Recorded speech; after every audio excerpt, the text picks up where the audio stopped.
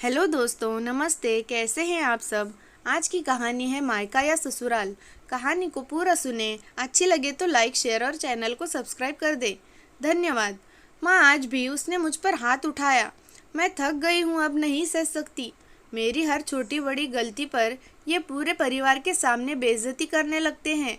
मैं भी एक इंसान हूँ, मेरी कोई हैसियत ही नहीं है। वह रो पड़ी बोलते बोलते। रो मत बेटा, तू घर चली आ। बहुत देखे हैं ऐसे। तू पढ़ी लिखी है, किसी की भी चिंता करने की ज़रूरत नहीं है। 2-4 दिन में ही इन लोगों की अकल ठिकाने लग जाएगी। देखना फिर। और अगर ना भी लगी तो तलाक का रास्ता तो खुला है ही। बहुत सह लिया तूने, अब नहीं। माँ उसे दिलासा दे रही थी। वह हिचकियाँ लेकर रो रही थी और फिर अपना सामान समेटने लगी।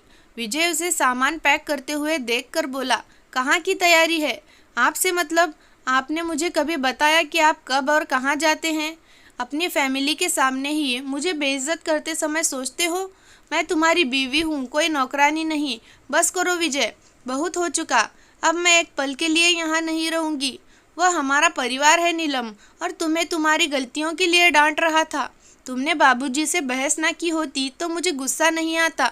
तुम मुझे उकसा रही थी।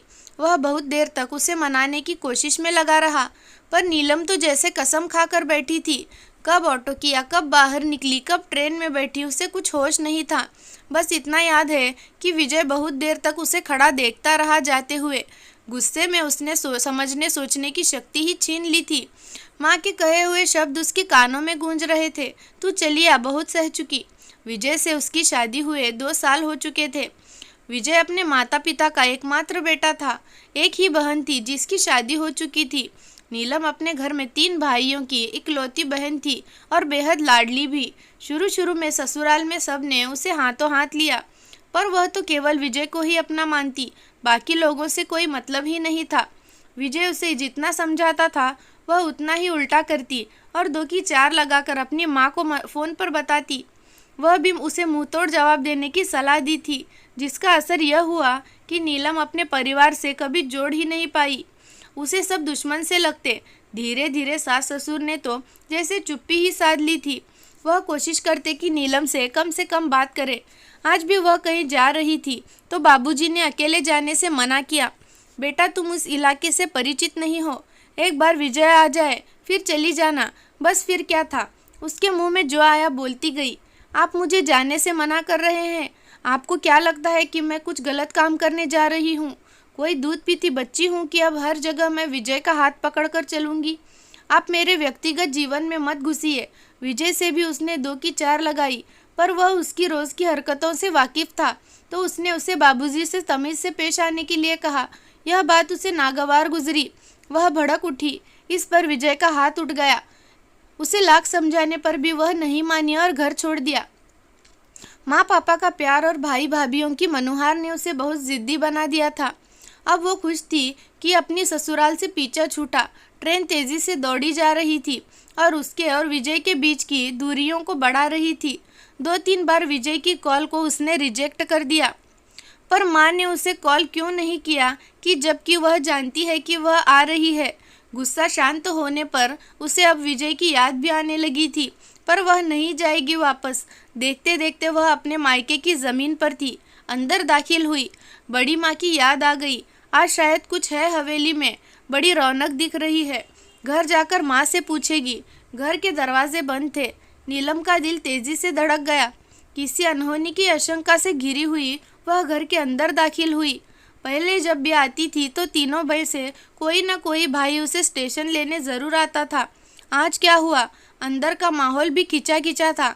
दोनों छोटे भाइयों ने उसे देखकर भी कि हल्की सी मुस्कान पर की और अपने कमरे की तरफ चल दी। बड़ी भाभी ने उसके हाथ से बैग लिया और बैठने को बोला।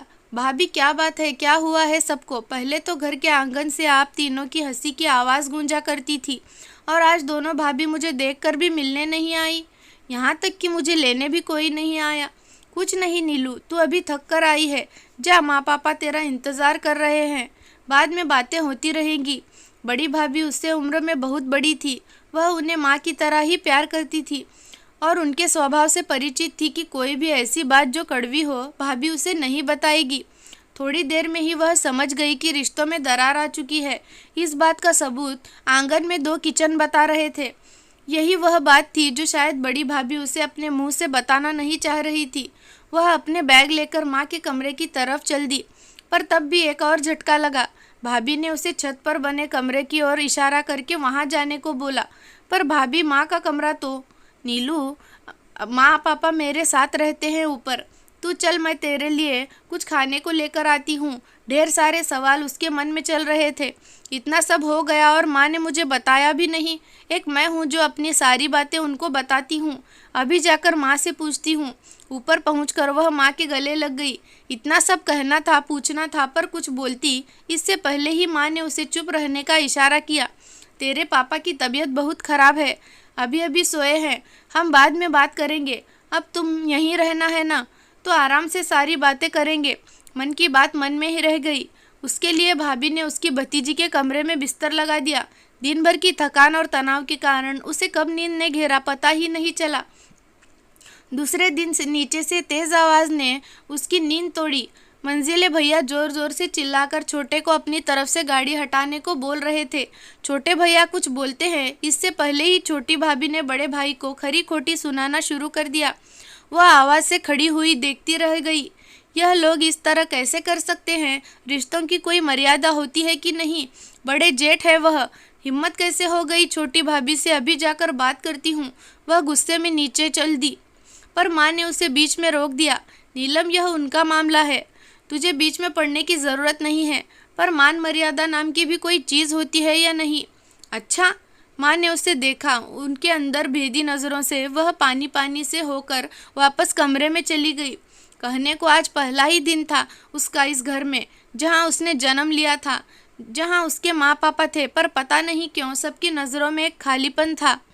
उसका कमरा भी अब दूसरे भाई के हिस्से में चला गया था और वह एक अनपेक्षित मेहमान की तरह अपनी भतीजी के कमरे में अपने बैग को जब एक जगह देने की कोशिश में लगी हुई थी। पापा से कोई भी तनाव वाली बात न करे, यह हिदायत माँ और भाभी दोनों सुबह से 2 बार दे चुकी थी। कहा उसने सोचा था कि वह पहुंचेगी तो तीनों भाई उसे सर आंखों पर ले लेंगे, और कहाँ यह सब देखने को मिल रहा है। बड़े भैया ने भी संक्षिप्त सी बातें की, जैसे मानो किसी को पड़ी ही नहीं है उसकी और ना ही उसकी परेशानियों की। उसका सारा सोचा हुआ पानी में मिल गया। सब अपनी दिनचर्या में व्यस्त हो गए। माँ से कितनी सारी बातें करनी थी, पर वह भी मानो कुछ सुनना ही नहीं चाहती थी। अब उसे रह रहकर अपने घर और विजय की याद आने लगी। माँ, ये हवेली क्यों सज रही है? कल रास्ते में देखा। और बड़ी माँ कैसी है? महेश के बेटे की शादी है, उसी की तैयारी हो रही है। कल चलना है सबको। मैं तो शायद नहीं जा पाऊंगी, तेरे पापा की हालत ठीक नहीं है, पर तुम और बहू चले जाना। बड़ी माँ भी अब अपने दिन गिन रही है। कल जाओगी तो मिल लेना, पता नहीं कितने दिन की मेहमान है अब। माँ ने लंबी सांस लेकर कहा। नीलम बचपन से ही हॉस्टल में पढ़ी थी, पर जब गर्मियों की छुट्टियों में घर आती तो बड़ी हवेली ज़रूर जाती। ठाकुर चाचा और उसके पिता बचपन के दोस्त थे। बड़ी अम्मा ठाकुर चाचा की बहन थी, जो अपने पति से अलग होकर हवेली में ही रहती थी। निसंतान बड़ी माँ को पूरी दुनिया उनके भाई भतीजे ही थे। बड़ी अम्मा से नीलम को भी लगाव था। उनसे मिलने की इच्छा के लिए वह हवेली में जाने की सोचने लगती है। दूसरे दिन सभी अपने में व्यस्त थे, तभी वह माँ के पास गई। माँ, आप सभी बिजी हैं और शादी तो शाम को है ना। मैं सोच रही हूँ कि थोड़ी देर के लिए बड़ी हवेली हो आऊँ, शाम को फिर बड़ी माँ के पास बैठने का समय मिले ना मिले। ठीक है बेटा, हो आओ, उन्हें भी अच्छा लगेगा और तुम्हारा भी मन बहल जाएगा। माँ से स्वीकृति लेकर वह हवेली पहुँचती है, जहाँ शाम की तैयारियाँ सभी में लगे हुए हैं। ठाकुर चाचा और बाकी लोगों से मिलकर वह बड़ी माँ का हाल पूछने के लिए उनके कमरे की तरफ चल देती है। बचपन से इस जगह आती है तो हवेली के चप्पे चप्पे से वाकिफ थी। बड़ी माँ के कमरे में बड़ा सा ताला देखकर वह चौंक जाती है। कहीं पर माँ ने तो बोला है। फिर बड़ी माँ कहाँ चली गई? तभी एक नौकर उसे आता हुआ दिखा। उसने रोककर बड़ी माँ के बारे में पूछा तो वह सकपका गया। फिर उसे ले जाकर पीछे नौकरों की तरफ वाले हिस्से में एक छोटे से कमरे में छोड़कर चला गया। बड़ी माँ यहाँ इस हाल में? वह रो पड़ी। टूटी सी चारपाई पर एक बेहद कमज़ोर काया पड़ी हुई थी। क्या स्थिति हो गई उनकी? उसने बचपन में इस हवेली में उनका रुतबा देखा था और आज वो नौकरों के कमरे में। तभी उनकी खांसी से वह जैसे वर्तमान में आई।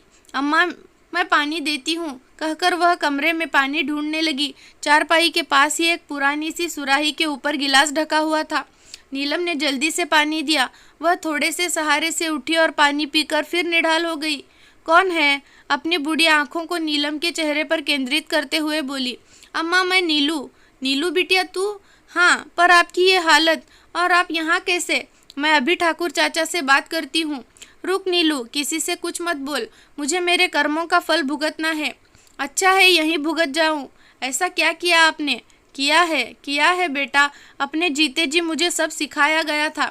बस शादी के बाद पति के घर में कैसे रहना है यह नहीं सिखाया गया था। मैं जिद्दी और घमंडी हो गई थी। मेरे पिता ने मेरी शादी में दिल खोल कर खर्चा किया, ज़रूरत की सारी चीज़ें दी, बस मुझे संस्कार देना भूल गए। एक दिन मेरे ससुर जी ने मेरे कमरे से मेरी दीवार घड़ी, जो मुझे मेरे पिता ने विद्यालय से मंगवा कर दी थी, उठवा कर बैठक में लगवा दी। बस फिर क्या था, मैंने आओ देखा ना ताओ, यह भी नहीं सोचा कि उस समय वहाँ कितने लोग मौजूद हैं। बाहर जाकर अपनी घड़ी उतार लाई और उनको सबके सामने भिखारी बोला। मेरे पति ने उनसे माफ़ी मांगने को बोला, पर मैं बहुत घमंड में थी। अपने पिता की दौलत पर झुकने से अच्छा उस घर को छोड़ना ज़्यादा सही लगा। यहाँ चली आई हमेशा के लिए। पहले तो एक दो बार उन लोगों के संदेश भी आए, फिर बाद में वह भी आना बंद हो गए। उन्होंने दूसरी शादी कर ली। आज अपने घर में होती तो नाती पोतों वाली होती, मेरी भी इज्जत होती। जब तक मेरे पिता और भाइयों का चला, मेरी भी हवेली में चली, पर अब भतीजों का राज है। आजकल कोई अपने माँ बाप को ना पूछे मैं क्या चीज़ हूँ। जब से बीमार हूँ यहाँ डाल दिया, कहते हैं बीमारी फैल जाएगी। बड़ी अम्मा फिर से खांसने लगी थी। नीलम सन्नसी रह गई थी, क्या बोलती। वापस घर आ गई। शाम को बेमन से शादी में शामिल हुई, पर अब मन कहीं और था। रात में कब सोई पता नहीं चला। वह शीशे के सामने खड़ी है, एकदम से बूढ़ी हो गई। सफ़ेद बाल, झुकी हुई कमर। यह जगह कौन सी है? Store room. यहाँ तो कबाड़ रखते हैं। वह यहाँ क्यों है? फिर खांसी आ रही है। पानी पानी, पसीने में लथपथ उसकी नींद खुल जाती है। क्या हुआ नीलू, कोई बुरा सपना देखा क्या? माँ उसे पानी देकर पूछती है। हाँ, नहीं, हाँ, अभी भी पसीने में पसीना पोंछ रही है। अच्छा सुन, तू जल्दी फ्रेश हो जा, फिर अपना सामान स्टोर वाले कमरे में लगा ले। वह क्या है ना, अब तुम्हें यहीं रहना है तो अलग कमरा तो चाहिए ना, तो मैंने स्टोर रूम की सफाई करा दी है। आज से तू वहीं रहेगी। वह चौंक जाती है। उसका एसी बेडरूम और कहाँ वह स्टोर रूम। उसे अपना सपना सच होता हुआ दिखाई दे रहा है। वह फिर से पसीने में नहा जाती है। माँ से यह उम्मीद बिल्कुल भी नहीं थी। उसे रोना आ जाता है। अब उसे अपनी सारी गलतियाँ शिद्दत से याद आने लगती है। उस दिन भी बाबूजी ने उसके और विजय के बीच बचाव ही कर रहे थे, जब वह उन्हें मारने आगे बढ़ चुकी थी। अगर विजय बीच में नहीं आते तो उसका हाथ उठ चुका होता। इसी कारण विजय मजबूर हो गए थे उस पर हाथ उठाने को। कोई भी औलाद अपने पिता को बेइज्जत कैसे देख सकती, पर वह ये सब छुपा गई थी। आज वह सब याद आ रहा था। विजय बेहद याद आ रहे थे, और घर भी। उसने अपना मोबाइल उठाया। विजय के ढेर सारे मिस कॉल पड़ी थी, जिसे उसने गुस्से में नहीं उठाया था। आज हिम्मत करके कॉल की। दूसरी तरफ से विजय की आवाज़ आई। नीलम, कोई ऐसा करता है क्या? क्या मुझे माफ़ कर दो और घर लौटाओ। मुझे और इस घर को तुम्हारी ज़रूरत है। उसकी आवाज़ सुनकर नीलम की हिचकियाँ बंद हो गई। बहुत देर तक रोती रही, फिर आने का वादा करके फ़ोन रख दिया। उसने फैसला ले लिया था, वह हवेली वाली अम्मा नहीं बनेगी। माँ, मैं अपने घर वापस जा रही हूँ। आप स्टोर में सामान वापस रखवा दीजिए। गर्व मिश्रित उसकी बात सुनकर माँ बोली, अरे तू वापस नहीं जाएगी, कभी नहीं। सोच ले, फिर मत कहना। उनके चेहरे पर हल्की सी मुस्कान थी, जिसे नीलम देख नहीं पाई। नहीं माँ, मैं जा रही हूँ अपने घर। वह मेरा घर है और अब कभी भी कुछ नहीं कहूँगी। वह मुस्कुराते हुए नहाने चल दी। करीब 2 घंटे बाद उसने स्टेशन के लिए सवारी बुलाई। माँ ने ढेर सारी चीज़ें बांधी। वह सबसे मिलकर जल्दी 5 मिनट बाद घर से निकली। उसे एहसास हुआ कि शायद उसका मोबाइल घर में ही छूट गया है। वह वापस घर की तरफ बढ़ी, तभी अंदर से आती आवाज़ों ने उसके कदम रोक दिए, और तीनों भाभी आंगन में बैठी हंस रही थी। छोटी भाभी बोली, मान गए आपको माँ, क्या सबक सिखाया है आपने नीलू दी को। और सबसे कठिन रोल तो पापा जी का था। बेचारे 2 दिन बिस्तर पर पड़े रहे। क्या करती मैं? अगर उनका बस चलता तो अपनी लाडली को पहले दिन ही सच बता देते। और वह कभी वापस नहीं जाती, इसलिए उनसे दूर रखना ही ठीक लगा। मैं नीलम को जानती हूँ, वह ज़िद्दी है। जब तक उसे सामने से कोई चीज़ न दिखाओ समझती नहीं, इसलिए मायके का यह रूप भी दिखाना ज़रूरी था। एक ही दिन में 2 किचन बनाना और तुम सबका इस तरह का एक दूसरे से लड़ना भी तो हमारी योजना का हिस्सा ही था। पर बेचारी नीलम दी, हम सब ने उन्हें उनके साथ सही नहीं किया। भाभी बोली, बच्चे जब छोटे होते हैं तो कड़वाई दवा देने के लिए कभी कभी माँ को उनकी नाक भी बंद करनी होती है, पर वह उसके फ़ायदे के लिए ही होता है। नीलम को राखी पर बुला लेंगे, अब उसकी अकल ठिकाने आ चुकी है। वह ठीक से ससुराल में रहेगी। अगर उसे पहले समझाती तो वह मुझे ही दुश्मन समझती, पर अब सब ठीक है। पर एक बात समझ नहीं आई, अभी तो दूसरा ही दिन था, नीलम इतनी जल्दी कैसे चली गई? बड़ी भाभी ने बोला। नीलम की आंखें छलक गई। उसे अपनी गलती का एहसास पहले ही हो चुका था, पर उसके मायके में यह सब ठीक है, इस बात से उसे बहुत राहत मिली। तभी उसे उसके पर्स के अंदर से मोबाइल बज उठा। यार नीलम, कितने बजे की ट्रेन है? बता देना, मैं लेने पहुंच जाऊंगा। जी अभी बताती हूँ, कहकर वह वापस कैब की तरफ अपने ससुराल के लिए चल पड़ी।